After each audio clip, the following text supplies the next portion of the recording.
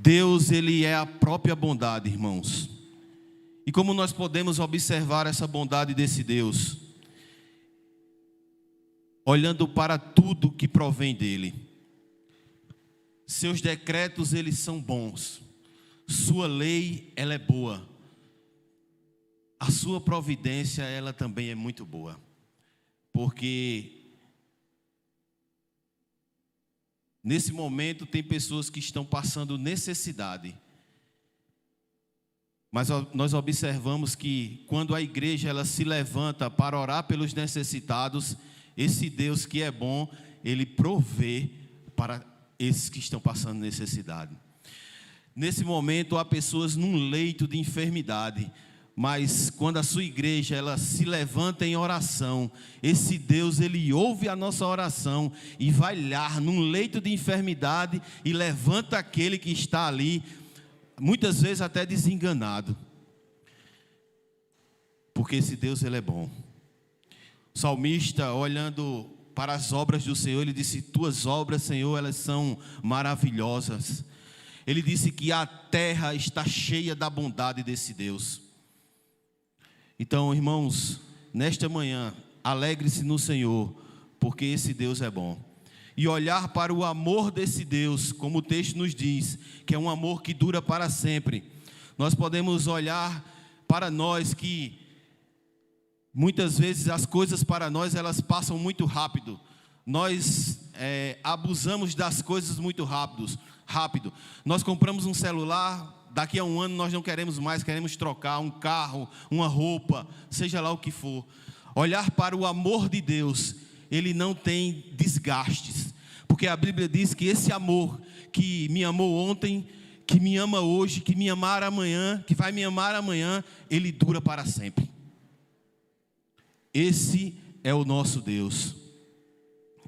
E não é porque você foi melhor ontem, ou você vai agir melhor hoje, ou você vai agir melhor amanhã, que esse Deus Ele vai diminuir ou aumentar o seu amor. Não, o amor dele continua sendo o mesmo, ontem, hoje e eternamente.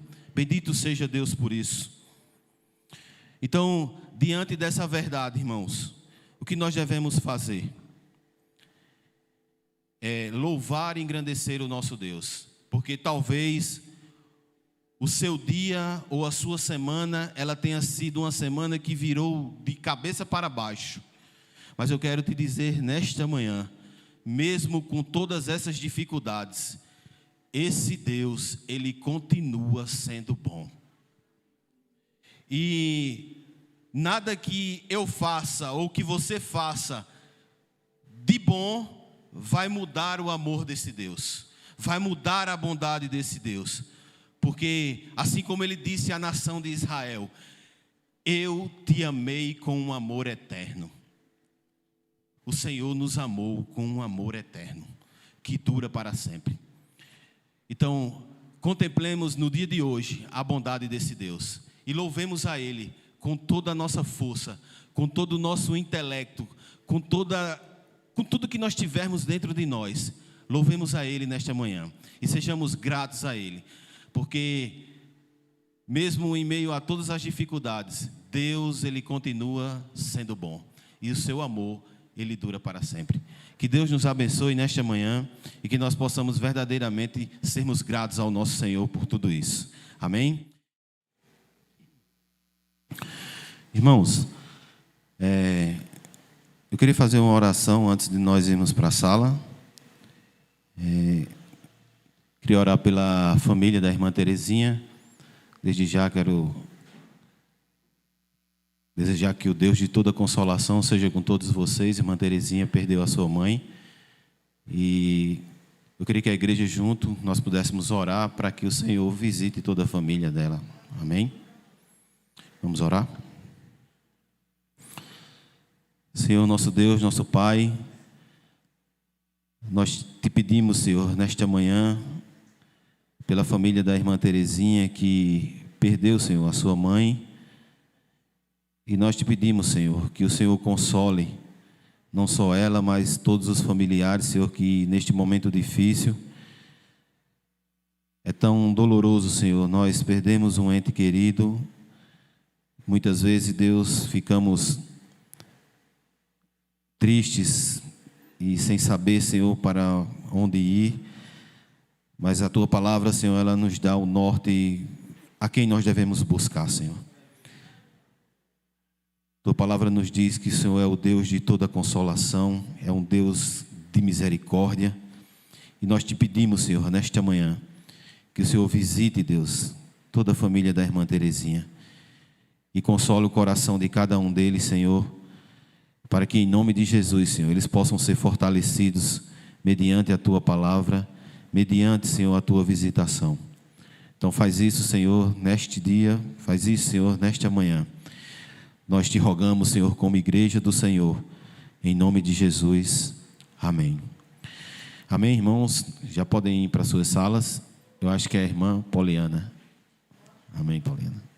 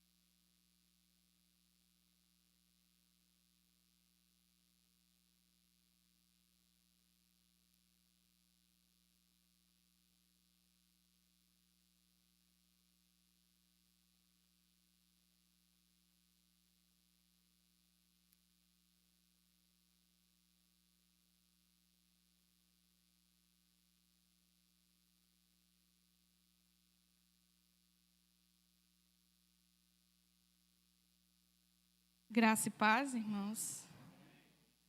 Bom dia a todos.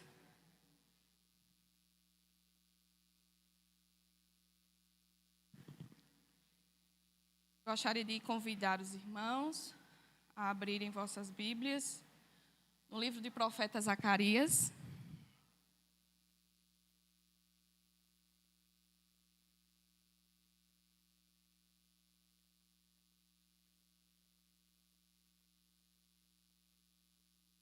Amém? Mas antes, nós vamos orar, né? Senhor, nosso Deus e Pai, rendemos graças, bendizemos o Teu santo nome por quem Tu és. Tu és um Deus bom, Tu és um Deus misericordioso, Tu és um Deus de provisão. O Senhor é quem nos sustenta. O Senhor é a nossa rocha, o nosso socorro. O Senhor é tudo o que nós precisamos. Pai, rendemos graça por esta manhã que o Senhor nos concede, mais uma vez, de reunidos como igreja, como corpo do Senhor, estarmos juntos para aprender da Sua palavra. Que o Senhor possa ter misericórdia de nós por meio desse estudo, que as verdades que serão ministradas venham diretamente do Senhor para os nossos corações. Que nada que venha a ser dito venha do meu coração ou de algum pensamento meu, mas que venha o Teu Santo Espírito nos guiar a toda a verdade. Pai, em nome do Senhor Jesus, tende misericórdia de mim, porque o Senhor sabe e conhece as minhas limitações, mas maior é o Senhor, que rege todas as coisas e as nossas vidas também. Por isso, te agradecemos por esta oportunidade, tende misericórdia de nós. Instrua-nos em toda a verdade, Senhor, para que o Teu nome seja glorificado em tudo e em todas as coisas. Acrescenta-nos, Senhor, mais conhecimento acerca do Teu ser, da Tua soberania, da Tua grandeza, da Tua majestade, do Teu poderio e de tudo que Tu és, ó Deus. Que o Teu nome seja unicamente glorificado nesse estudo, em nome do Senhor Jesus. Amém. Amados, esse livro do profeta Zacarias, ele possui 14 capítulos, 211 versículos, e ele é o livro mais apocalíptico, messiânico e escatológico do Antigo Testamento. Há mais profecias messiânicas contidas neste livro do que em todos os profetas menores juntos. Acho que vocês já sabem, os profetas menores constituem o bloco dos profetas, que vai desde Oséias até o profeta Malaquias. E esse, o de Zacarias, se enquadra nesse bloco e é o que nós vamos estudar a partir de hoje. Ele tem bastante profecias messiânicas. Também é preciso reconhecer que esse é um dos livros mais complexos da Bíblia. Por ter um alto teor figurado, por ter visões, por ter muitas profecias escatológicas, este torna um livro bastante complexo, bastante rico também. Um outro ponto que esse livro destaca, que ele traz para nós, é a ênfase na pessoa, na obra, na paixão, na morte, na ressurreição e na segunda vinda do nosso Senhor Jesus Cristo. Zacarias, ele também apresenta com bastante clareza tanto o estado de humilhação como o estado de exaltação do nosso Senhor Jesus Cristo, o nosso Salvador. Então, o estudo desse livro, ele constitui, na verdade, uma necessidade, pois a mensagem, por mais que ela seja de um teor complexo, ele é claro para nós. Ele é bastante oportuno e é bastante também desafiadora para a nossa geração. Este livro, ele vai apresentar a soberania de Deus na história. É Ele que levanta e quem abate reinos. Ele vai mostrar também que é o próprio Deus que inicia a história e é Ele mesmo quem consumirá ela. Ele é a revelação da grandeza, da majestade do nosso Deus, como toda a Bíblia o é, como toda a Bíblia apresenta. Mas aqui, de uma forma diferente como os outros profetas apresentam suas profecias, Zacarias, ele tem essa ação, essa mensagem mais voltada para o contexto apocalíptico, aquilo que irá acontecer nos finais dos dias, nos últimos tempos. Ele também tem essa necessidade de apresentar o Messias, a qual o povo, naquela época, naquele contexto, ansiava, desejava fervorosamente o seu nascimento, o seu surgimento dentro da história. E nós, nesta geração, mesmo que para um contexto diferente, ela continua sendo atual, porque revela que Deus é um Deus fiel às suas promessas. Ele fala e Ele cumpre cabalmente cada palavra que Ele profere.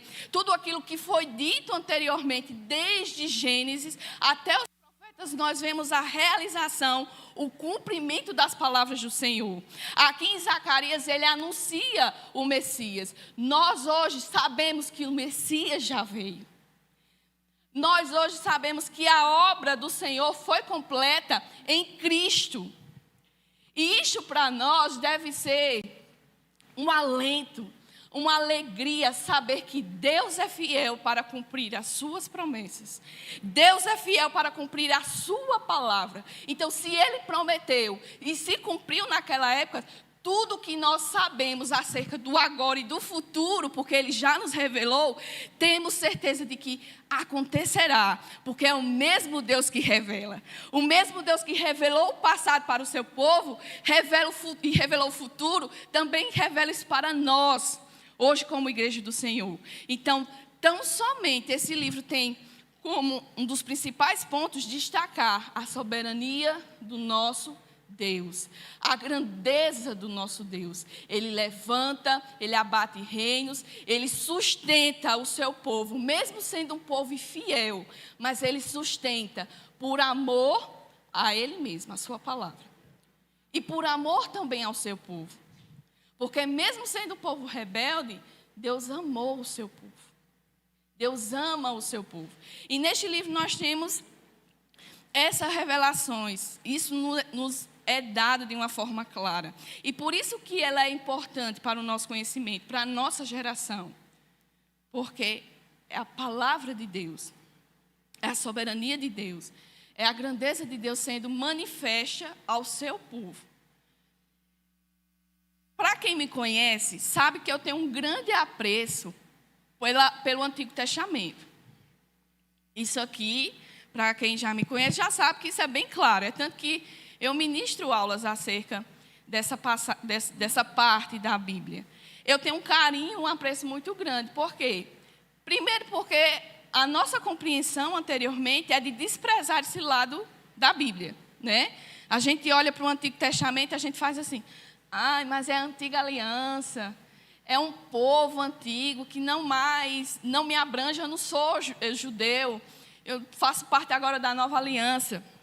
E não tem necessidade tão básica assim de eu conhecer o Antigo Testamento, como eu preciso conhecer do Novo Testamento.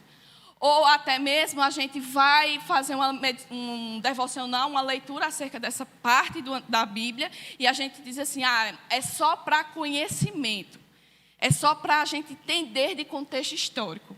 A gente não vai ser acrescido de nenhuma revelação. Meu irmão, eu digo a você que morre uma borboleta cada vez que eu escuto uma frase, uma citação dessa. Porque você desprezar a palavra do Antigo Testamento é você desprezar toda a palavra de Deus.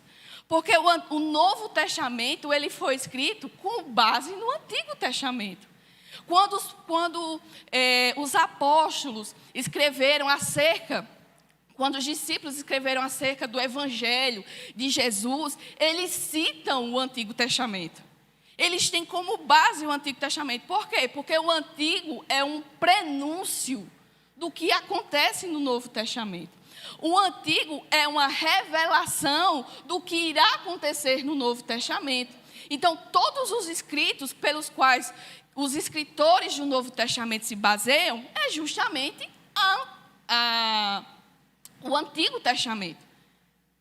A palavra que eles tinham. Esse cano do Novo Testamento, ele só foi fechado, finalizado e composto da forma que nós recebemos muito tempo depois. Muito tempo depois. Então, a partir de hoje eu chamo você para refletir. Se você acha que a palavra do Antigo Testamento é inválida, repense. Porque é a palavra de Deus. É a descrição dos atos de Deus na história. Nós temos a revelação e tudo que é necessário para a nossa compreensão e para o aumento da nossa fé, ela está firmada no Antigo Testamento. Só para vocês terem uma ideia, Gênesis já anuncia criação, queda e o proto-evangelho. Isso só nos 4 primeiros capítulos do livro de Gênesis. Nós já temos essa revelação. Nós já temos Deus anunciando tais verdades e o resto é acréscimo da palavra de Deus para o seu povo, para que o seu povo entenda quem Deus é, para o seu povo creia e saiba quem é Deus. E quando chegamos de novo, é simplesmente o cumprimento das promessas, de tudo que Deus falou. Então, Deus é fiel para cumprir as suas promessas e suas palavras. Diante disso, esse estudo é válido, como todos os outros que nós já temos estudado. Todos são válidos, porque é a palavra de Deus. E quem aqui não possa dizer que foi tremendamente impactado com os estudos dos profetas anteriores? A gente olha assim, profeta, ele profetizou para aquele período de um povo de Deus. Mas quantas verdades não foram acrescidas desde o estudo do primeiro profeta até os dias de hoje? Quanto nós já aprendemos acerca do nosso Deus mediante o estudo desses profetas? Então, a palavra de Deus, ela é eterna. Ela é atemporal, ela é acultural, ela não está limitada ao tempo. Ela é eterna, ela permanece e ela vai ser assim até os últimos dias, até o nosso Senhor Jesus Cristo voltar. Certo, meus irmãos? Então, alguém falou? Oi. Isso. Exatamente. No início. Muito bem, muito boa colocação, irmã. Irmã Ana aqui está falando para os irmãos que se encontram em casa que até para a compreensão do novo é importante a gente conhecer o velho. E isso é verdade porque quando a gente vai estudar o Novo Testamento, por exemplo, um exemplo básico, os evangelhos. O primeiro evangelho que é descrito no cano está Mateus. Mateus, ele começa o seu livro, o seu evangelho, na verdade, ele começa com o quê? Com uma genealogia. Não é verdade? E o que é genealogia? Genealogia é a descrição, é tipo uma árvore genealógica de uma pessoa que vai ser estudada, que vai ser declarada a história. Então, ele começa anunciando a família de Cristo. E qual o propósito disso? Qual o propósito dessa genealogia? A gente não gosta de ler genealogia na Bíblia, né? Principalmente do Antigo Testamento. Quando a gente chega lá em Números, né? A gente já pula para Deuteronômio, não é assim? A gente já faz uma correlação. Diga lá, meu irmão. Isso mesmo. Então, como o irmão falou, a genealogia lá em Mateus, ele tem um propósito, é mostrar a descendência de Cristo, é mostrar que Cristo vem da linhagem de Davi e vem da linhagem de Abraão. Ele vem da linhagem prometida, que Deus fez uma aliança com Abraão, lá em Gênesis, e também mostra que ele é o descendente de Davi, rei, né? Um rei muito famoso dentro da história.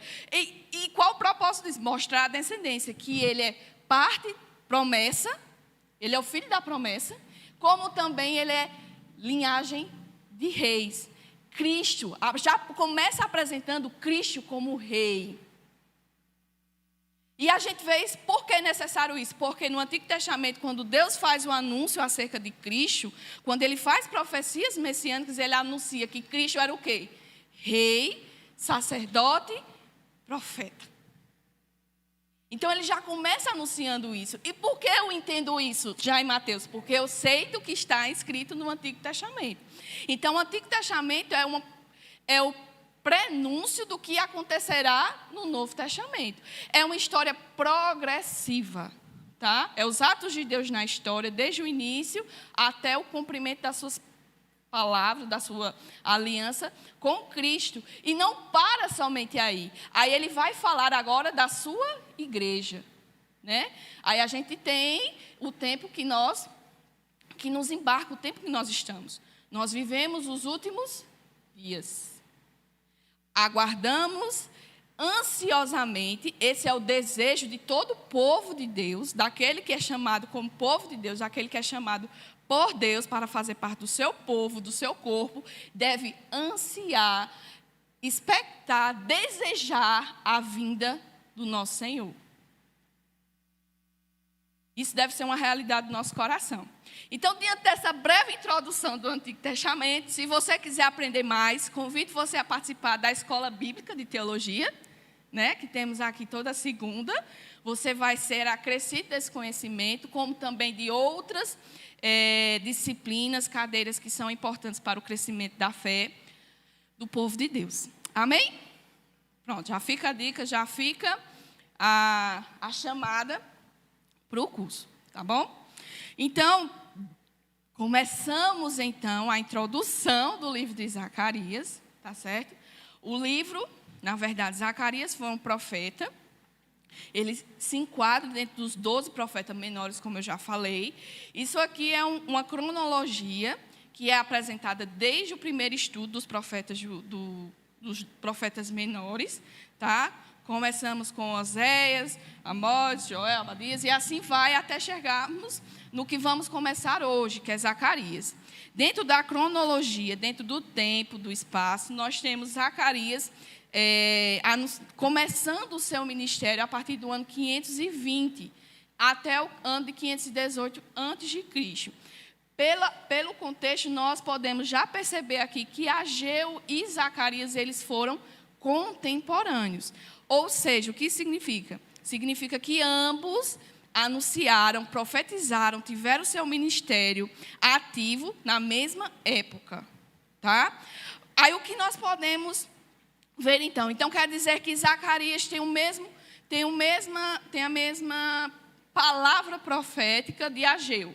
Não necessariamente, tá? Ambos são contemporâneos, profetizaram na mesma época. Mas Ageu, Ageu e Zacarias, eles tinham estilos diferentes. Enquanto Ageu estava voltado a reanimar o povo na reconstrução do templo, incentivava e chamava a atenção do povo para a reconstrução do templo, Zacarias, ele tem uma visão, ele tem uma missão de preparar o templo espiritual. Ou seja, enquanto Ageu focava a sua atenção em reanimar o povo na construção do templo físico e no que isso implicaria para a realidade do povo, Zacarias ele volta a sua atenção a reedificar o templo espiritual. Ou seja, ele tem essa visão, essa missão de edificar o povo nas promessas, trazendo à memória tudo o que já aconteceu, e o que acontecerá se o povo cair novamente no pecado e as implicações do remanescente. Aquele que permanece firme, aquele que crê, naquele que ama o seu Deus, terá recompensas.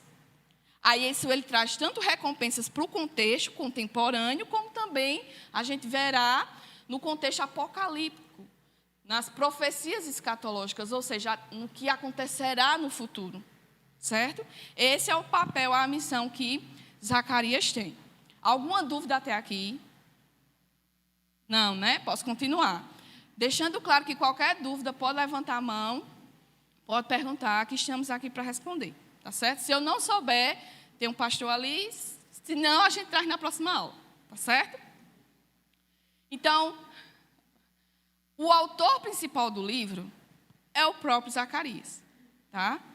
Ele é o próprio autor do livro, desse livro. A data, como nós já vimos,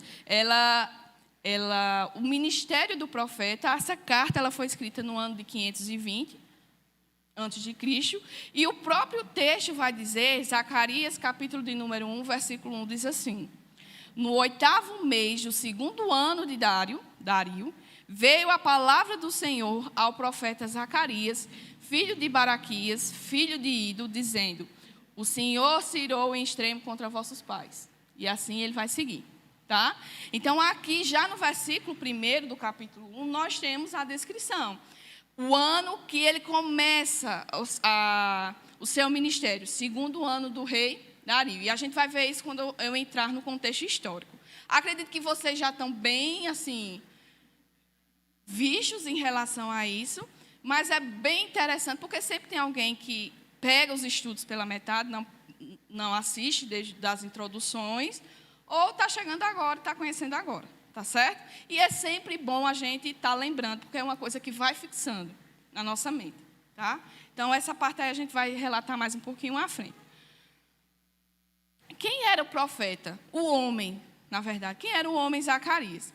Como a gente viu, no versículo 1, ele diz que veio a palavra do Senhor ao profeta Zacarias, filho de Baraquias, filho de Ido. Então, aqui a gente já está dizendo de quem ele era filho e quem era o seu avô. Baraquias era o seu pai e Ido era o seu avô. Tá? Ido, ele foi um dos sacerdotes que voltaram com o povo na primeira leva da repatriação do povo. E Ido, o sacerdote que veio com a primeira leva da repatriação, ou seja, da volta do exílio para a terra, para Jerusalém, para Judá. Ido era sacerdote e ele veio com essa primeira leva, sob a liderança de Zorobabel. Isso vocês viram bem, né, no estudo passado, em Ageu. E nós temos essa confirmação, tanto no livro de Esdras, capítulo de número 5, versículo 1 e 2, como também nós temos essa confirmação no livro de Neemias. Para quem não sabe, ou relembrando, Esdras e Neemias, eles são homens que Deus levantou para ajudar, auxiliar o povo, tanto na reconstrução do templo, como na reconstrução dos muros de Jerusalém. Primeiro nós vemos Esdras, depois nós vemos Neemias, e a gente vai ver isso no contexto histórico. Mas tem essa correlação entre esses livros, Ageu, Zacarias, Esdras e Neemias, porque abarcam o mesmo contexto, abarcam o mesmo período histórico. Então, se você quiser correlacionar a história, leia junto, Esdras e Neemias. Aí você tem um entendimento maior acerca do que aconteceu no contexto, tá certo? Mas essa a linhagem sacerdotal de Zacarias, ela é confirmada tanto no seu próprio livro como nos livros de Esdras e Neemias. Ou seja, ele era de linhagem sacerdotal, mais uma vez relembrando, era da origem da família de Arão, que foi quem Deus separou para esse ofício, lá no Antigo Testamento, lá em Êxodo, no livro de Êxodo. Tá certo? Ele, como sendo de linhagem sacerdotal, então ele também era sacerdote da nação, dentro da nação, e ele era profeta. Isso é dado claro por causa do livro que nós vamos estudar, por causa do conteúdo que ele ministra e como Deus levanta ele. E o próprio capítulo, o versículo do capítulo 1 diz que a palavra do Senhor ao profeta Zacarias. Então, ele era tanto sacerdote como também profeta em Israel, no meio do povo de Deus. E isso traz para ele algumas regalias. Que sentido de regalias? Ele tinha fácil acesso a esse grupo dentro da hierarquia que constituía o povo. Ele tinha um fácil acesso aos sacerdotes, então, para anunciar, para denunciar pecado, para anunciar a palavra de Deus a esse grupo em específico, ele tinha essa facilidade, como também anunciava não somente a um grupo específico, como também a todo um povo. Então, essas características trazem a ele uma certa regalia, porque, além de enfatizar o teor da palavra que ele ministra, ele tinha um certo crédito dentro da comunidade, dentro do povo de Deus. Tá certo? Alguma dúvida? Seguimos. Ele foi contemporâneo de Ageu, isso a gente já explicou, e não temos nenhum outro relato dentro da Bíblia acerca de Zacarias, a não ser esses que já foram citados, como o testemunho que o próprio Jesus dá acerca do profeta. Aí vamos lá para Mateus, capítulo de número 23.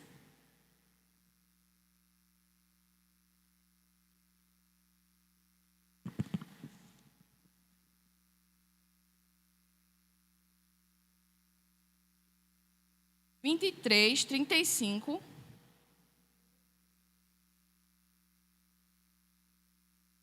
Vamos ler do 34 para a gente ver o contexto, né? Aqui Jesus ele está confrontando, está descendo a lenha mesmo, a vara nos sacerdotes e escribas do povo.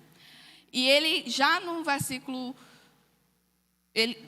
no início, na verdade, no versículo 13, ele começa a sua série de advertências contra esse grupo, os sacerdotes, os escribas, os fariseus, e ele vai falar, trazendo julgamento sobre estes. Aí ele vai, no versículo 33, diz assim: serpentes, raças de víboras, como escapareis da condenação do inferno. Por isso, eis que vos envio profetas, sábios e escribas. A uns matareis e crucificareis, a outros açoitareis nas vossas sinagogas e perseguireis de cidade em cidade, para que sobre vós recaia todo o sangue justo derramado sobre a terra, desde o sangue do justo Abel até o sangue de Zacarias, filho de Baraquias, a quem mataste entre o santuário e o altar. Então, fora do que está dentro do próprio livro de Zacarias, é o outro e o único relato que nós temos acerca de sua vida, de sua história. A gente sabe que ele foi um profeta, que ele era da linhagem sacerdotal, veio com o seu pai e o seu avô na primeira remessa da repatriação do povo a Jerusalém, a terra, a sua terra. Provavelmente, quando ele veio criança. Certo? Quando ele veio criança. É tanto que ele começa o seu ministério e ele começa jovem.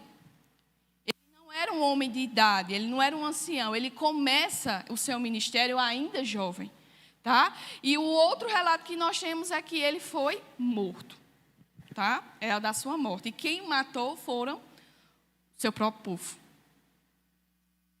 por causa da palavra que ele trouxe, que ele anunciou. O seu nome, Zacarias, eu gosto sempre de trazer essa relação com o nome, porque é uma questão importante para o judeu, tá? Para o povo de Deus. Essa questão do nome, ele tem um significado. Diferente de nós hoje, quando nasce um filho, a gente coloca o nome porque acha bonito, né? Ah, é bonitinho, vamos botar o nome assim. Já para o povo, para o contexto do povo, ele tinha mais relação com o tempo, com o contexto da família. Até mesmo o nome era colocado depois. Não era necessariamente assim que nascesse a criança que o nome era dado. Era colocado depois. E tinha muita relação com o contexto, com o conhecimento, a cosmovisão do povo de Deus naquela época, ou com o contexto em si. Então, Zacarias, ela significa aquele de quem Yahvé se lembra. E é o contexto deles. Deus se lembrou do seu povo no exílio e os trouxe de volta para a sua casa. Então, Zacarias significa aquele de quem Deus se lembra. Então, tem uma relação com o contexto. Tem essa relação. E uma curiosidade bem marcante que eu achei, mediante o estudo, é que se a gente juntar o nome dos três, que é descrito aqui no capítulo 1, no versículo 1 do capítulo 1, nós vemos Zacarias, nós temos Baraquias e nós temos Ido. Baraquias significa, Deus se lembra? Baraquias significa que eu esqueci agora, mas Ido, que é o pai o avô de Zacarias, ele significa tempo marcado. Baraquias é Deus fiel. Deus fiel. Zacarias, de quem Deus se lembra, a quem Deus se lembra. Deus fiel, tempo marcado. Juntando os três, nós temos justamente o tema principal do livro. Direi. Yahvé não esquecerá as promessas da aliança para abençoar Israel no tempo marcado. Olha como é lindo isso. Não sei se vocês estão contemplando. Eu, quando estava fazendo, contemplei isso, veio como, sabe, uma revelação divina, através dos nomes das pessoas. E esses nomes refletem justamente a história. Refletem justamente o tema principal do livro. Deus se lembra das promessas que Ele mesmo fez e Ele mesmo realizará no tempo determinado por Ele. Olha que grandiosidade. E isso não é aplicado apenas ao contexto do profeta, só não naquela época. Isso é aplicado para nós hoje. Deus é fiel para cumprir as suas promessas e no tempo determinado elas se realizarão. No tempo que Deus determinou, as suas promessas se cumprirão. Então permaneça, persevere, porque Deus é fiel para cumprir. Deus é fiel para cumprir a sua palavra. Por mais que passamos por provações, por lutas, por adversidades, isso para nós é alegria e regozijo, mesmo que doa. Mesmo que doa, porque eu sei que dói. Mas isso deve ser para nós regozijo, porque o que o Senhor quer nos ensinar é que nós não devemos guardar o nosso coração e a nossa mente nesta terra. Nós somos peregrinos. O Senhor nos chamou para viver uma terra prometida, não aqui na terra, mas nos céus, com Ele. E no tempo determinado, tudo aquilo que Ele falou e da forma como Ele falou, se cumprirá. Eu não posso entender, mas eu sei que se cumprirá. Eu sei que se cumprirá porque Deus é fiel. Deus é bom, Deus é misericordioso e Ele vai me fazer perseverar por meio do seu Santo Espírito até os dias que virão. Eu não sei se eu vou morrer ou se Cristo vai voltar antes, mas eu sei que em Cristo, em Deus, firmado em suas promessas e crendo que Ele é fiel, eu chegarei até o fim. Não por mim, mas porque Ele é quem opera tudo e todas as coisas. É Ele quem opera. E isso é uma mensagem que Ele traz ao seu povo. Ele é fiel para cumprir as suas promessas. E no tempo determinado por Ele. Não é o nosso tempo. Veja quanto a gente já aprende aqui. Não é no nosso tempo. Aprenda a confiar. Aprenda a descansar. Pode vir anos, dias, semanas, meses, anos, mas se cumprirá no tempo determinado por Ele. E a gente precisa aprender estas coisas. Por que precisamos aprender? Porque o presente século, mediante as atividades que nos cercam, são muitas atividades, são muitas. Tem momento que a gente acorda, já começa fazendo a coisa e termina o dia, vai dormir já pensando no que vai fazer no dia seguinte. Porque 24 horas hoje em dia é curto. Se o dia tivesse 48 horas, ainda seria curto para a gente cumprir as nossas obrigações, as nossas tarefas. Aí, diante dessa realidade, diante desse contexto que nós vivemos, a gente quer abarcar o mundo com as nossas mãos. Aí a gente se decepciona porque não dá de conta de tudo. E não vamos dar em momento nenhum conta de todas as coisas. Aí a gente se preocupa com o dia de hoje. Já não o bastante, a gente já se preocupa com o dia de amanhã. E a gente já se preocupa com a feira do mês que vem. E a gente já se preocupa com as contas que virão no mês que vem. E assim a gente vai se enchendo, se enchendo, se enchendo. Quando chega no final do dia, a gente não consegue dormir. De tanto peso que a gente já coloca sobre nós. Aí a gente quer se livrar desse peso, então a gente quer que as coisas sejam para ontem. Porque a gente quer aliviar, quer se desprender desse peso que nós mesmos nos colocamos. Mas deixa eu dar uma direção a você, se você me permitir. Comece o seu dia, independente das coisas que você tem que fazer, na presença do Senhor.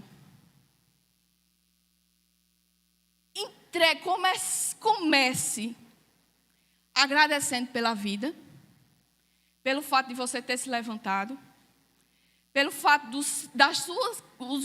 os que pertencem à sua casa também terem essa graça. Agradeça pela oportunidade que o Senhor lhe dá de mais um dia conhecê-lo. Agradecer pelas dádivas que tem recebido.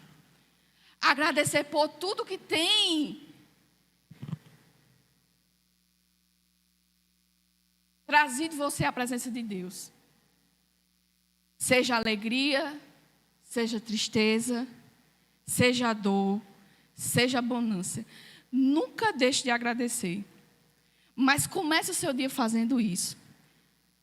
E comece também seu dia agradecendo e entregando a Deus tudo o que você fará. Sabe por quê? Porque quando a gente coloca essa esperança de que Deus, na realidade a esperança de que é Deus que supre todas as nossas necessidades, é Deus que nos garante o pão diário, é Deus que nos garante o nosso sustento, tanto o espiritual como o físico, tudo provém de Deus. Então, quando a gente coloca isso em mente e deposita isso na presença de Deus, o dia se torna mais leve. Você não vai cumprir todas as tarefas dos dias, mas você sabe que tudo aquilo que você fez agradou o Senhor. E todos os seus atos você fez para a honra e glória do Senhor. A palavra de Deus nos chama a atenção para dizer que quer comais, quer bebais, quer façais qualquer coisa, fazei tudo para a glória de Deus. Começa oferecendo o teu dia a Deus. Agradecendo pela provisão, pela bonança. Se você está de pé, se você está doente, é provisão de Deus também. Não é só coisas boas que provém do Senhor. Até os momentos ruins que nós passamos, as adversidades que nós enfrentamos, vêm do Senhor. A gente precisa entender o propósito por trás de todas as coisas. Porque tudo provém dele. E tudo é para ele. Então comece o teu dia agradecendo. Você vai ver como o fardo se torna mais leve. O fardo se torna mais leve. E você não perde a paciência com tanta facilidade, com tanta rapidez. Talvez você chegue no final do dia com a cabeça desse tamanho, mas você não perdeu já de manhã. Você já foi perder já perto de dormir. Aí você termina o seu dia orando e agradecendo a Deus pela provisão, novamente, e por Ele ter cuidado de você e dos seus até o final do dia. E já entregando o dia da manhã, é teu, Senhor. O amanhã pertence a ti. E tudo o que foi determinado para a minha vida acontecerá no seu tempo. Então, é teu. Me ensine a confiar. Me ensine a descansar em ti, porque tu és um Deus fiel.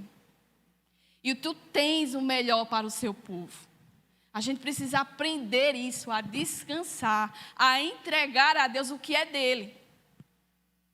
O tempo, a vida, tudo que nós temos. Amém? Alguma dúvida até aqui, meus irmãos? Que o negócio agora vai rochar. Posso continuar? Posso? O estilo do profeta. Dentro da literatura do Antigo Testamento, o livro é composto por vários estilos de literatura, certo? Nós temos as leis, é um tipo de literatura. Nós temos as orações, os salmos. Nós temos os cânticos, é um tipo de literatura. Nós temos até, eu falei isso na aula de segunda, e eu gostaria de trazer para vocês. Porque para vocês entenderem como a leitura que nós fazemos acerca da Bíblia, às vezes é tão superficial, é tão rápida, que a gente não se deleita em detalhes e até mesmo naquilo que o texto quer passar. Uma característica dentro das literaturas que existe no Antigo Testamento e que a gente não percebe é ironia. No texto tem ironia. Na palavra de Deus contém palavras, momentos, trechos específicos que contêm um certo teor de ironia. Um exemplo claro que eu posso trazer aqui, que eu me lembro também, é o texto lá da Torre de Babel. Tá? Na Torre de Babel nós vemos... acredito que todo mundo conhece a história, mas nós vemos o povo que se junta, se reúne para construir uma torre. Nessa torre, ele tem o objetivo de alcançar até os céus. Para quê? Para que eles se tornem iguais a Deus, porque eles estão no mesmo lugar, eles chegaram ou chegariam até o local da habitação de Deus. Então, eles se reúnem com esse propósito para construir essa torre que vai até os céus. Então, eles se empenham, lutam, trabalham, se esforçam, constroem tijolos, pegam o betume e tudo que vai fazer a construção, e todos se empenharam nesse momento. Aí chega uma parte da Bíblia, do texto, na verdade, chega uma parte do texto, uma narrativa do texto que diz assim: e Deus desceu para ver a construção, porque ela já havia sido concluída. Então, o texto diz que Deus desceu. Aí tem a ironia. E qual é a ironia do texto? Qual o propósito da construção? Não era de construir uma torre que chegasse até o céu? A torre concluiu, mas Deus precisou descer para ver a torre. Então, qual é a ironia? Não conseguiram cumprir com o seu papel, porque Deus, que habita no mais alto e sublime trono, precisou descer para ver a obra das mãos do homem. Então, isso é um contexto literário irônico, porque é para contrastar as obras de Deus com os atos, as obras de Deus com os atos dos homens. Nunca, em momento nenhum, chegaram nem perto, porque Deus precisou descer para ver a construção. Não é interessante isso? Eu acho muito interessante. Eu perdi o meu material de estudo, um acidente trágico, eu quase que infarto com o que aconteceu comigo. Todo o meu material de estudo fica no computador.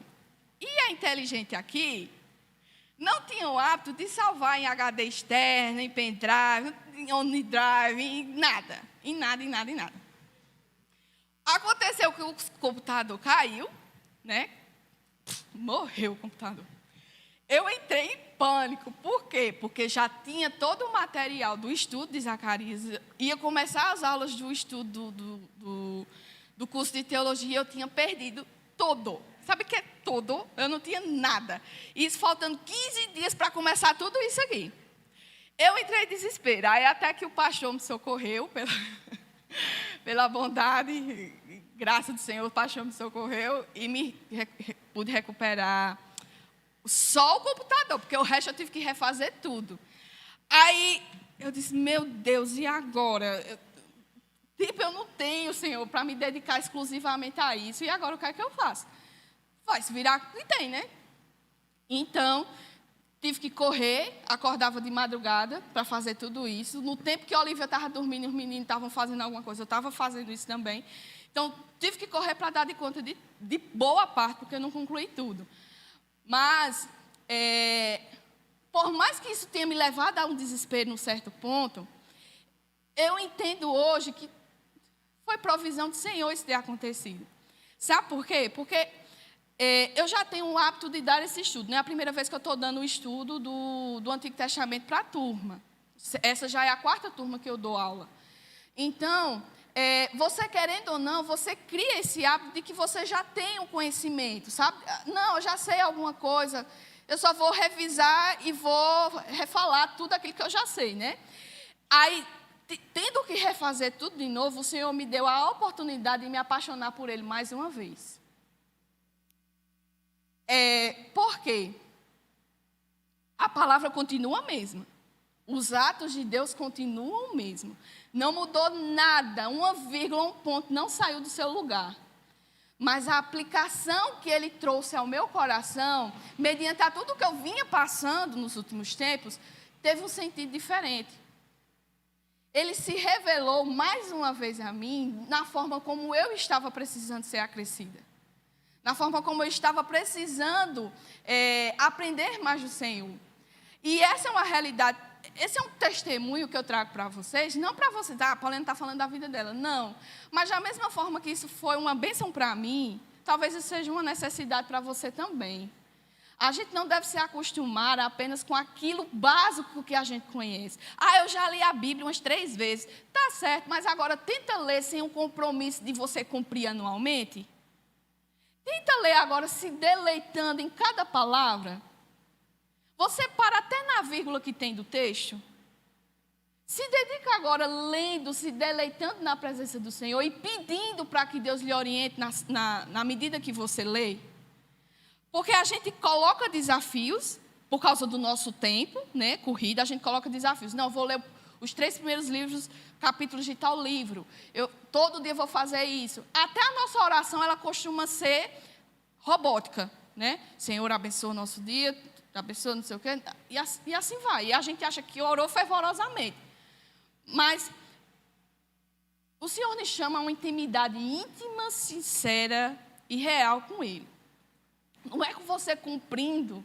Eu não estou dizendo que você não deve fazer. Faça. Cumpra, tenha essa meta para o seu ano. Mas também tenha o objetivo de que a palavra de Deus, ela é alimento para nossas almas.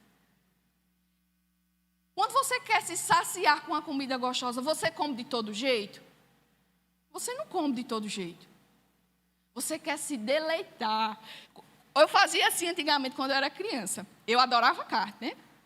Então, eu comia toda a comida e deixava a carne para o final.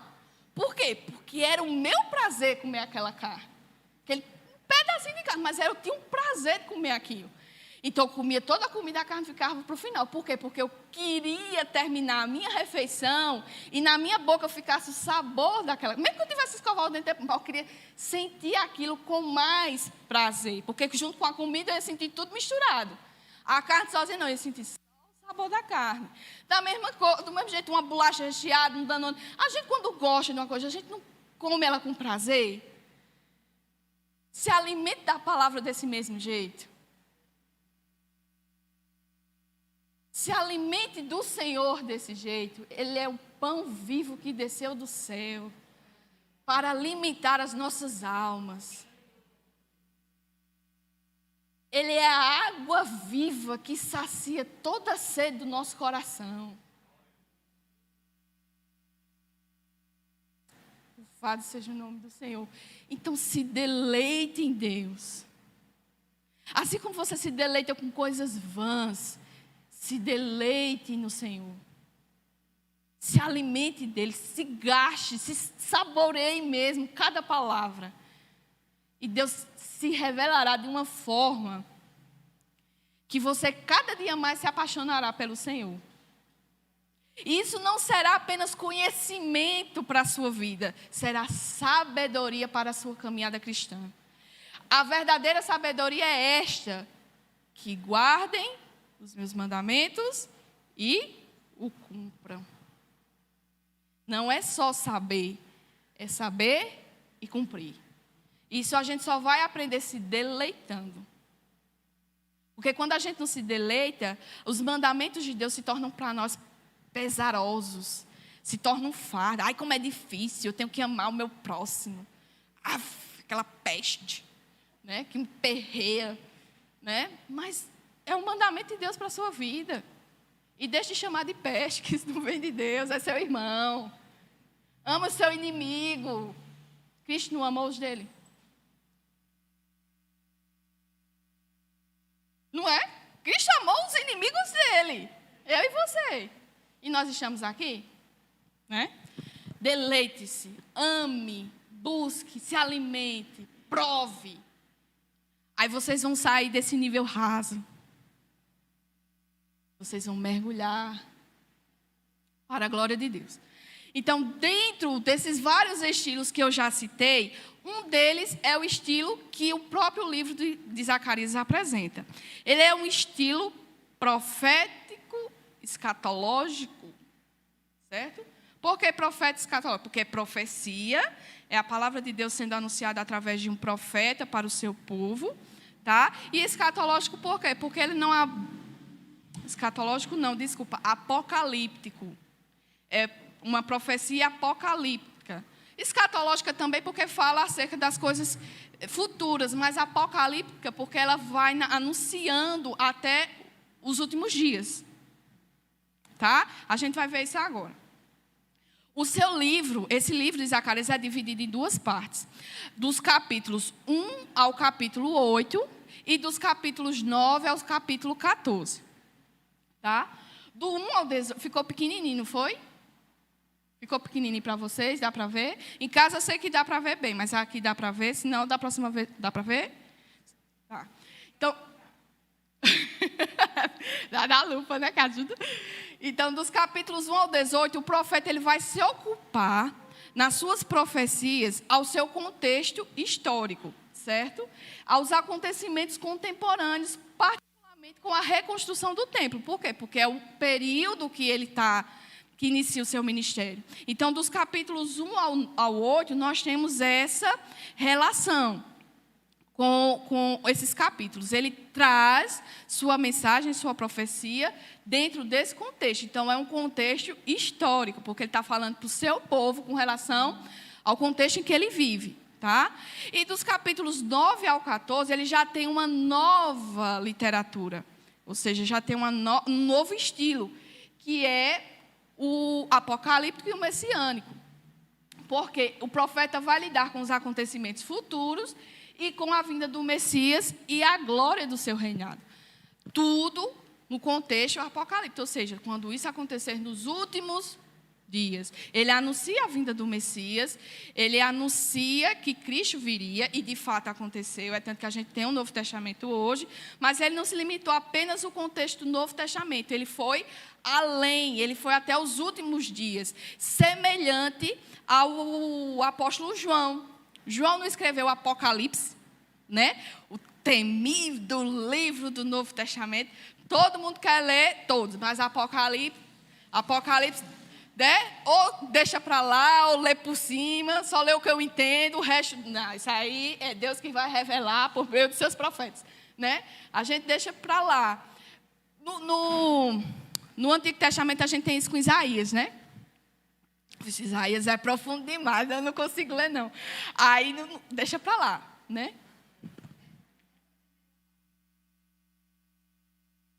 É o 8, é que o 1 foi enxerido no meio, viu? Digitando rápido, mas é do 1 ao 8, tá? Esse 18 não existe, não. É do 1 ao 8, e do capítulo 9 ao 14. Zacarias é o livro apocalíptico do Antigo Testamento, da mesma forma que João é o apocalíptico do Novo Testamento, tá certo? Eles têm esse papel dentro da história, e aí a gente vai ver isso aqui agora, porque ele é um dos mais enigmáticos dos 12 profetas menores por causa do seu estilo apocalíptico. Então, literatura, ele é semelhante ao Apocalipse. Então, se você não estudou Apocalipse, eu convido você a fazer o estudo que os jovens fizeram, né? Está lá no canal do Ministério Vive. Apesar de que começaram a gravar a partir do capítulo 12. Os primeiros capítulos, infelizmente, não gravou. Mas a partir do capítulo 12 tem os estudos, mas mesmo assim não deixa de ser edificante. Aí você estuda os outros separados, né, em casa, normalmente. Se não estudou, vai estudar agora do Antigo Testamento, o Apocalipse, né, que é o livro de Zacarias. Ele é justamente esse estilo apocalíptico. Por que ele tem esse estilo? Para ser uma literatura do estilo apocalíptico, ele tem que ter alguns pontos. Está cansativo para vocês o estudo? Está dando para entender direitinho? Tá. Por que ele se encaixa nesse estilo de literatura? Porque ele tem uma progressão do cenário local até o cenário mundial. Veja que aqui Zacarias, ele começa do seu contexto e ele vai abrangindo isso ao período do nascimento do Messias, a obra da vida do Messias, e ele continua isso até os dias escatológicos, ou seja, até os últimos dias, certo? Ele tem essa progressão, ele parte de uma data da história e vai até o final dela, o final de toda a história. Não somente dessa história, sim, mas de toda a história. Um outro ponto que caracteriza ele como esse estilo de literatura, estilo apocalíptico, é porque o texto contém muitas visões. Tanto que no capítulo 1, ainda no capítulo 1, nós temos, no início do capítulo 1, nós temos 8 visões que o profeta teve em uma única noite. Essas 8 visões, não sei se vocês chegaram a ler anteriormente o livro de Zacarias, se não, convido vocês a fazer a partir de então. O texto vai dar 8 visões que o profeta teve, e essas 8 aconteceram uma noite só. Ele teve essas 8 visões de uma vez só. Então, essas visões são a marca, são a característica desse tipo de literatura. Aí você vai dizer, mas só Zacarias no Antigo Testamento tem isso? Não. Um outro profeta que tem, Daniel. Daniel, ele tem esse estilo de literatura na sua estrutura, na estrutura do texto. Nós também temos, é bem menor, mas também temos em Isaías. Por isso que Zacarias é considerado o maior livro apocalíptico, certo? Do Antigo Testamento. Porque de messiânicos nós temos Isaías, temos outros textos também, tá certo? Então, visões é uma das características que se encontram dentro desse estilo de literatura. Símbolos, animais, números também são características desse tipo de literatura. Lembrando que esse estilo, ele não deve ser interpretado de uma forma literal. Quando a gente estuda textos apocalípticos, não sai de uma vez, a gente tem que ter esse cuidado de não interpretar tudo de uma forma literal. Tá certo? Por quê? Porque são simbologias que são apresentadas. Talvez para nós hoje, no nosso contexto, é um pouco difícil a interpretação, mas para o contexto em que o livro foi escrito, talvez seja uma coisa clara, porque é uma realidade do povo. Da cultura do próprio povo, trabalhar com simbologia, com números. Isso era uma característica da cultura. Para nós, como isso não nos abarca muito, então a literatura se torna um pouco enfadonha, cansativa, porque a gente não compreende muito bem, né, esse tipo de literatura. Mas é uma característica desse tipo nesse estilo. Como eu disse, Zacarias é semelhante a João. Como Zacarias foi escrito? Primeiro, João, a literatura de João, o Apocalipse de João, ele teve muita base nos escritos de Zacarias, certo? Muitas dessas figuras, dessas visões, muitos desses símbolos e até mesmo a numerologia que eu falo, o estudo dos números aqui, tá? Não é numerologia não, por favor. Esse estudo aqui dos números, João pega muito emprestado da literatura de Zacarias. Um exemplo são os números 2, 4 e 7. Eles se destacam, sendo também muito utilizados no livro de Apocalipse. O número 7 ele tem um destaque e ele é usado 44 vezes. João usa o número 7 44 vezes dentro do Apocalipse. É um estudo que se assemelha muito, porque ambos usam esse tipo de simbologia, de números dentro da sua estrutura literária. Os 4 cavalos da primeira visão que Zacarias tem, como também na 8ª visão que Zacarias tem, essa figura dos 4 cavalos, nós também temos essa descrição em Apocalipse. João usa também essas figuras dos cavalos, os 4 cavaleiros. Aí a gente vê em Apocalipse 6:1. Isso. Outra semelhança.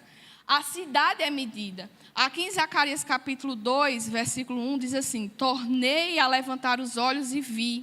Eis um homem que tinha na mão um cordel de medir. A cidade, ela é medida. Em Apocalipse, a cidade é dividida 2 vezes. Há uma repetição dessa simbologia. Ela é medida 2 vezes. Uma outra semelhança é o candeeiro, que é uma figura que é usada aqui em Zacarias, no capítulo 4, versículo 2, e é utilizado também em Apocalipse como um símbolo da igreja. Quem já leu pelo menos os primeiros capítulos de Apocalipse sabe que ele fala dos candeeiros, né?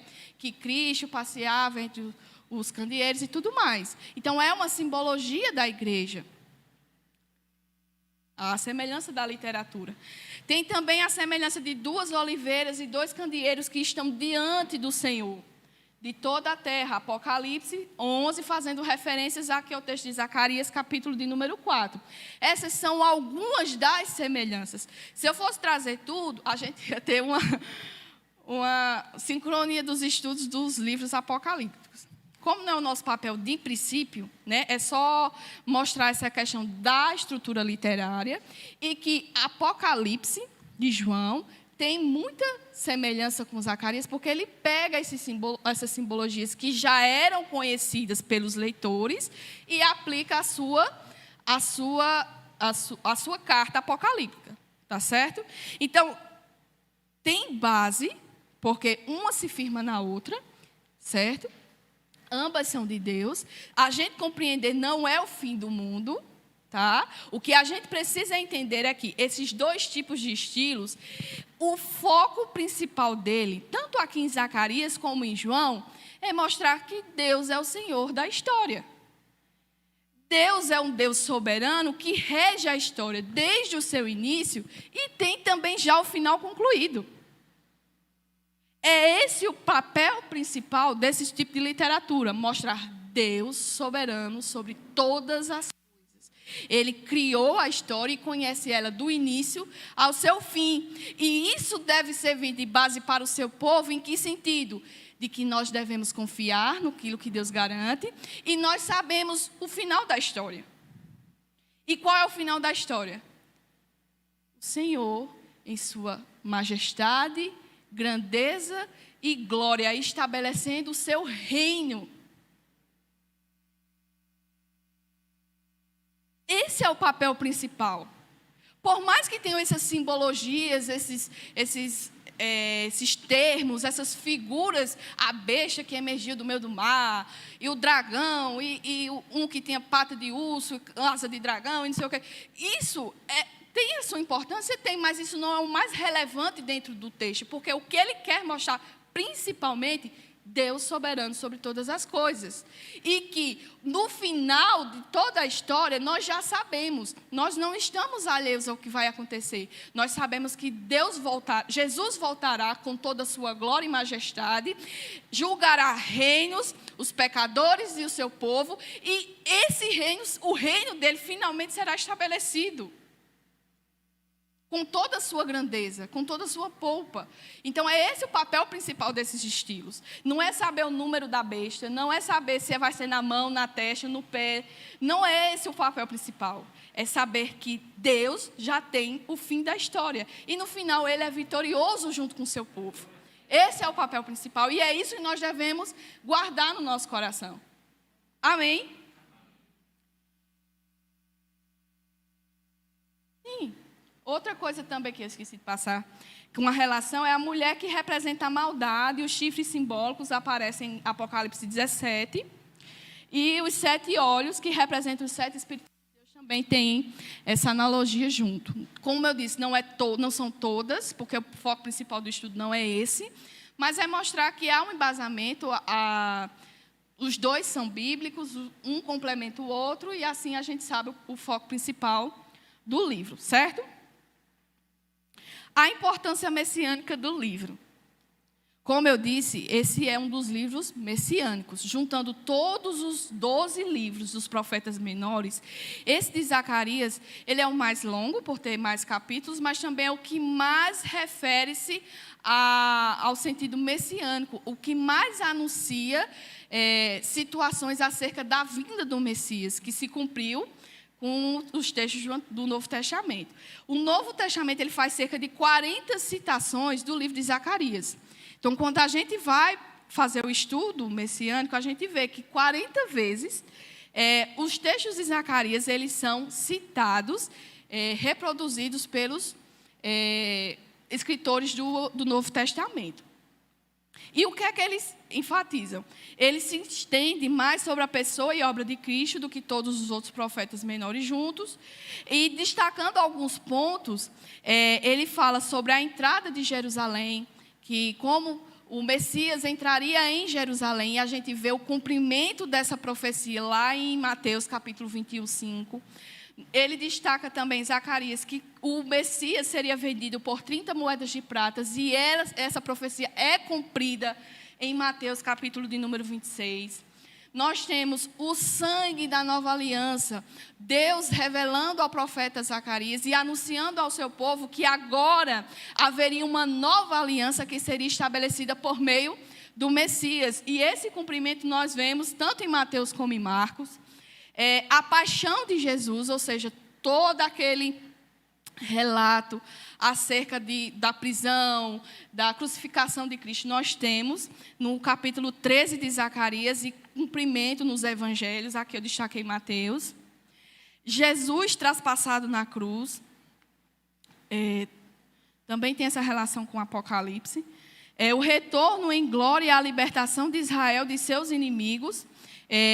Todas essas profecias dos atos, de tudo que o Messias representaria, da sua missão aqui na terra, do que ele representaria para o povo de Deus, que é descrito aqui em Zacarias, nós vemos o cumprimento de todas elas no Evangelho. Então, veja a importância do estudo, não é, Ana? Veja a importância do estudo. O antigo revela o novo. O novo ele foi escrito com base no antigo, porque era um material que já existia. A gente não vê Jesus, na narrativa do Evangelho, tirando da mochila o Novo Testamento. Jesus usa em todas as suas ministrações, até acerca de si mesmo, relatos do Antigo Testamento. As profecias que foram preditas no Antigo Testamento, Jesus anuncia. E aqui vocês estão vendo o cumprimento do que o profeta tal falou. Veja a importância do estudo. A gente não anula o Antigo Testamento por causa que nós vivemos sobre a Nova Aliança, mas é uma história por completa. É a história do povo de Deus. E nós somos povo de Deus. Então, querendo ou não, mesmo não sendo gentil, ou judeu, mas gentil, é nossa história. Certo? Estou esquecendo disso. O reinado como rei de paz e justiça também é confirmado aqui em Zacarias e é anunciado também no Novo Testamento. Aí agora vamos para o contexto histórico, a parte mais legal, né? Que todo mundo ama, todo mundo entende. Eu acredito que vocês já sabem essa daqui de cor. Não sabe? Vocês já sabem isso de cor? Já? Bora lá. Começa aí. Brincadeira. Vamos lá. O contexto histórico do profeta Zacarias, está certo? Nós vimos, com os profetas anteriores, que o povo de Judá foi levado cativo para a Babilônia. Não foi isso? Isso aconteceu no ano de 605 a.C., tá? A primeira leva para o cativeiro foi levada nesse período, 605 a.C. Aí nós temos o período de 70 anos de cativeiro. Temos esse assunto destacado tanto nos livros de Jeremias, como nos livros de Isaías, e como também nos profetas menores que nós já estudamos. Tá? Se quiser saber mais, é só voltar lá nos estudos. Dentro do contexto 586, é a última leva. A última leva é a última leva do povo para a Babilônia cativo, 586 a.C. Jerusalém finalmente cai, a cidade ela é totalmente destruída, tá? Ela é destruída e o último grupo é levado cativo para a Babilônia. Nós temos nesse tempo aí. No ano de 539, a Babilônia ela cai nas mãos de Ciro. O profeta Isaías anuncia isso anos antes, séculos antes. Tá certo? Ele profetiza que o povo seria levado cativo e que Ciro seria o libertador de Israel.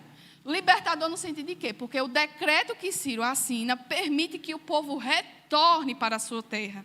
Não significa que o povo agora é livre. Não.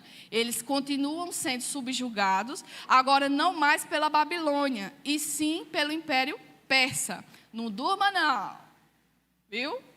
Vamos ficar com... né? E já está terminando a aula, Então, a Babilônia cai nas mãos de Ciro, e agora quem é o poderio militar, econômico daquele contexto é o Império Persa. Então, o Império Persa derrota os babilônios, e quem toma a liderança de toda aquela região, de todos os territórios conquistados, é a Pérsia nas mãos de Ciro. Ciro escreve o seu decreto e permite que o povo volte para Jerusalém. Tá? Isso era uma característica da política deles. Para eles era mais fácil economicamente o povo retornar para suas terras, se reconstruírem e pagar impostos, do que manter o povo exilado dentro do seu reino. Então, estrategicamente, politicamente, isso tinha o seu valor, e a gente vai parar por aqui. Né? Vocês ficam com esse contexto histórico até aqui. Semana que vem, eu volto a esses pontos e a gente continua. Tá bom? Alguma dúvida até aqui, meus irmãos? Vocês têm certeza disso? Algum ponto que vocês gostariam de destacar? Eu gostaria de fazer uma pergunta a vocês que eu não fiz antes. Vocês estão sendo acrescidos a partir desse estudo que vocês estão tendo?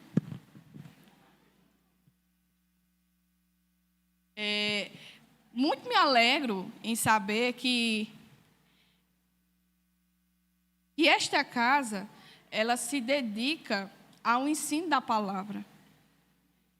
É muito gratificante saber disso, que ela incentiva o povo ao conhecimento da palavra de Deus, que o povo não fique somente naquilo que é anunciado nos cultos, nas escolas, mas que incentiva o povo de Deus no crescimento do povo de Deus. E muito me alegro saber também que da importância que esses escritos têm para a nossa geração.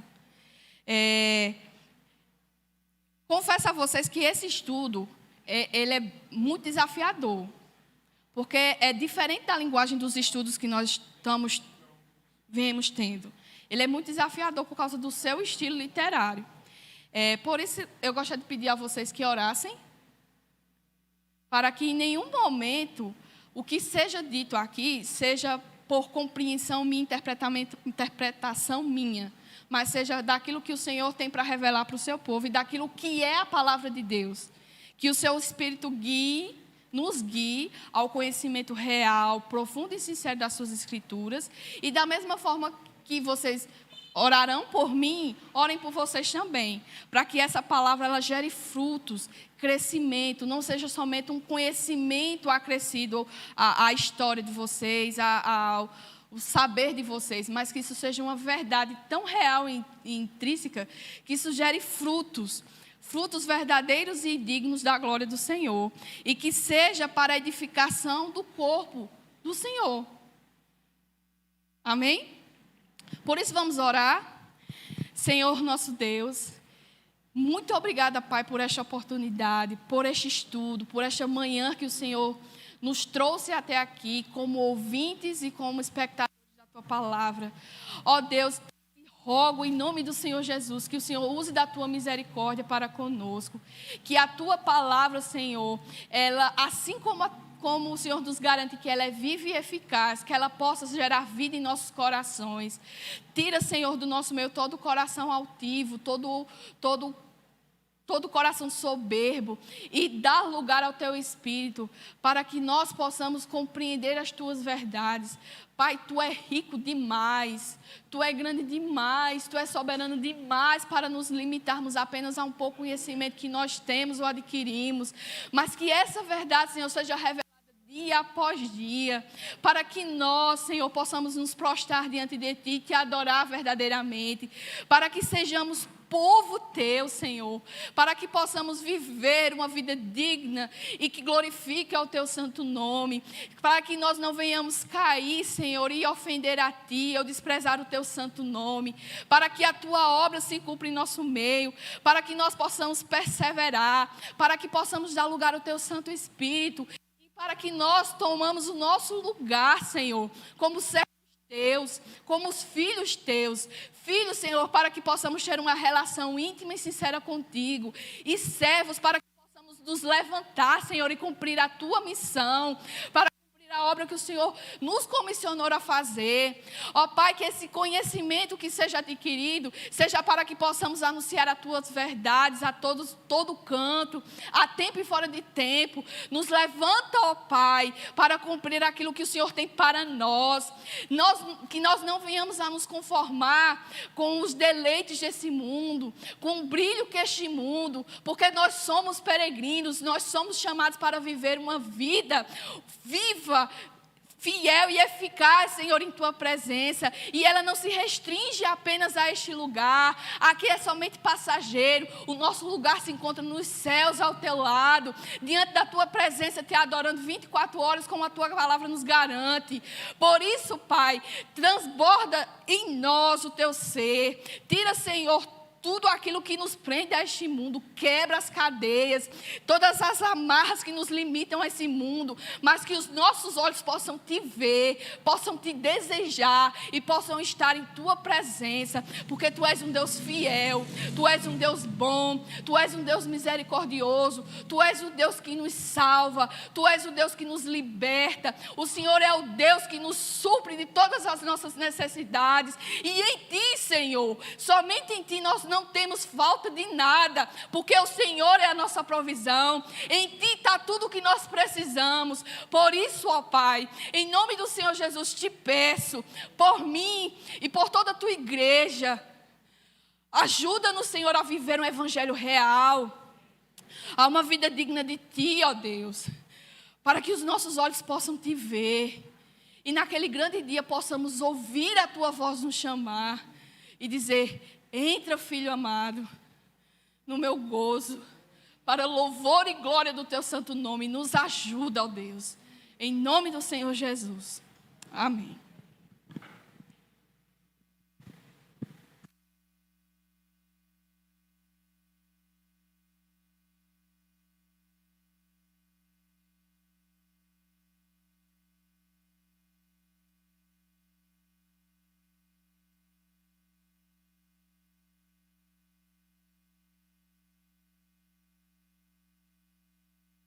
Amém. Eu quero convidar o Ministério de Louvor.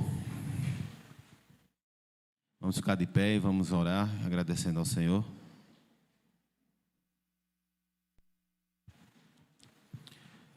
Oremos. Senhor nosso Deus, nós te rendemos graças, Senhor, por mais uma manhã que o Senhor nos dá o privilégio, Senhor, de estar em tua casa, Deus, aprendendo, Senhor, a tua santa e gloriosa palavra. Leva-nos em paz e segurança aos nossos lares, nos dá um restante de tarde abençoado, Deus, e que logo mais à noite nós possamos estar aqui, Senhor, para rendermos louvores ao Senhor e cultuarmos o teu santo e eterno nome. Eu também te peço, Senhor, junto com a amada igreja, que o Senhor visite aqueles que se encontram enfermos.